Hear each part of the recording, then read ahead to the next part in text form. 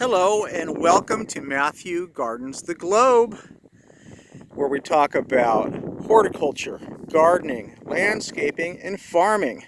Anything to do with plants and ecology. Anyway, we're here in the same orchard as episode 1. This is episode 2. We're here with some young trees. These were planted about a year ago.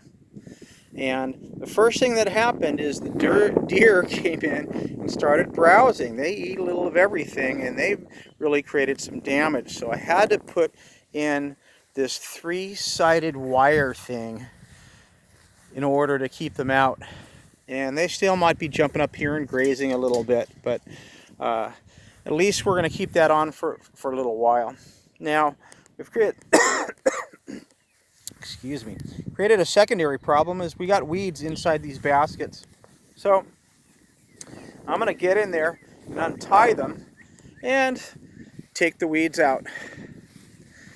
While I'm in there, I'm going to go in and trim up anything that was browsed and died away. These trees are doing real well, and we even have some flower. The reason that these can flower as young trees is that they're grafted varieties, and genetically their ages are the same as the mother stock.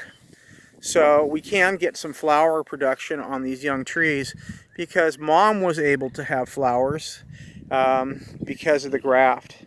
Now let me show you a problem that I encountered on another one. As I was taking out the weeds, what I found is that this one was planted a little low. So let's talk about that. First, I've gone in and pulled the grass out. You can see my white clover is coming up and doing well. White clover is good. It's going to help fix nitrogen. But what I found is right down here, this is where the original graft took place. You can see the young graft scar. You can see where they cut off. Let me indicate with my finger.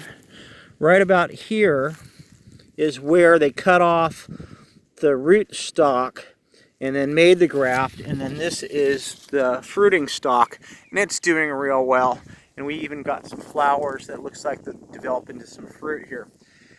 Problem is the mulch was piled up against here. Now we've talked about in episode 1 the problem with mulch up against these bases. The same organisms that break down these wood chips, fungi, bacteria, I don't know, maybe a virus, will chew on the wood created around these. So this guy's planted a little low. You want to plant your plants where the roots start, not lower and have this area here above this scar subsurface and in the mulch. The moisture is going to stay there, and eventually this will rot away and create a canker. We even have a little tiny line here, if you can see right there,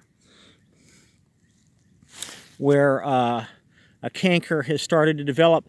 Maybe that has to do with the wood chips. So all I'm going to do is pull the wood chips away and let this guy breathe. Roots take up a mixture of oxygen and water, so you want the roots not to be stifled.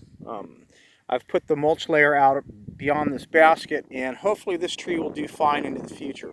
While I'm here, I'll cut off anything that didn't tend to grow or got browsed from last year and see what we can do from there. Anyway, this is Matt Beck with Matthew Gardens the Globe. This is episode 2 of a series of gardening, landscaping, farming, and horticultural advice.